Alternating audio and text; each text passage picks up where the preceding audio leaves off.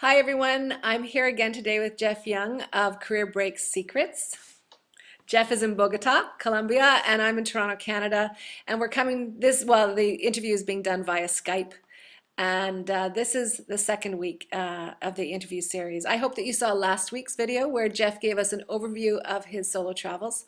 And in this one, he's going to look at a few countries and do some country comparisons for us. I've asked him to choose 3 countries to look at.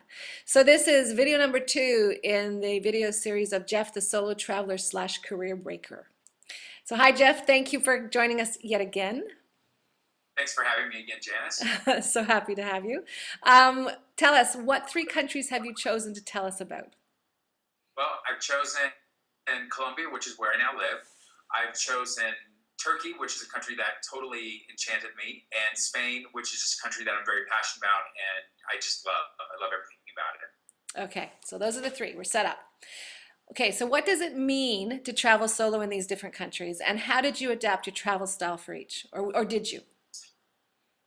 Yeah, I did. I think I'll start with Spain because it's probably the easiest of the 3 to get around in as a solo traveler. It's great infrastructure, whether it's air, rail, or bus. I particularly like the rail system in Spain. I found it very clean, very efficient.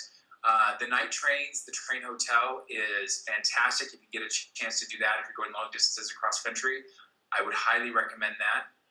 And in Turkey, one of the interesting things about Turkey was I met a lot more Aussies and Kiwis there because of historical reasons. There are just a ton of backpackers from Australia and New Zealand there.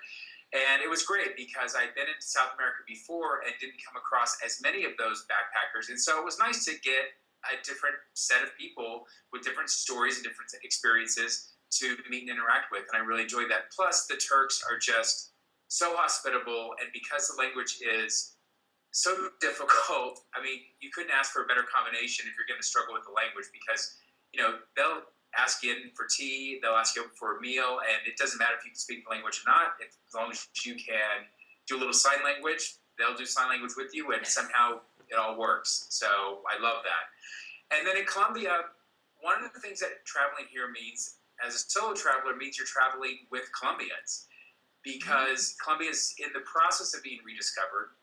Once you get out of Bogota and Cartagena, you are really traveling with maybe other Colombian solo travelers, maybe other Colombian families, just depending on the type of travel you're doing. And I love that because it gives you another way to connect locally with the people, and you can put the guidebook down and ask them where they like to go and what are some of their favorite places. So you get kind of the inside scoop on where to go explore. Wow, that sounds great. And it also sounds like your solo travel skills kind of worked in each country. Yeah, absolutely. I mean, as most of you guys know, to travel solo successfully, you have to be flexible, and that certainly served me well throughout. So as you start traveling solo and get comfortable with yourself as a solo traveler, you start honing your skills. You learn the ropes. Then as you go to a different country with different circumstances and different ways that things work, you can always fall back on the skills that you've already learned, and then you can adapt yourself much more easily to the new circumstances. So for example, for me, Turkey was the first country that I really went to where I didn't speak the language and where there wasn't a lot of English spoken outside of Istanbul.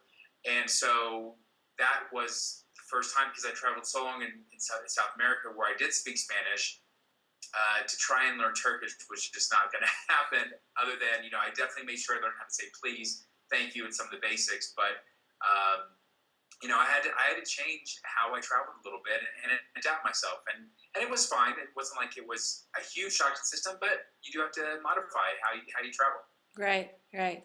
But yeah, you've been into the rhythm of traveling by yourself and sorting it away, and then you just layer on this additional issue. That's Right? exactly right. That's Yeah. exactly what it is. Just another layer, and it just makes you that much of a better traveler, I think. Right, right. That's great. Jeff, thank you so much once again. Everyone, Jeff will be back next week for the 3rd in this series.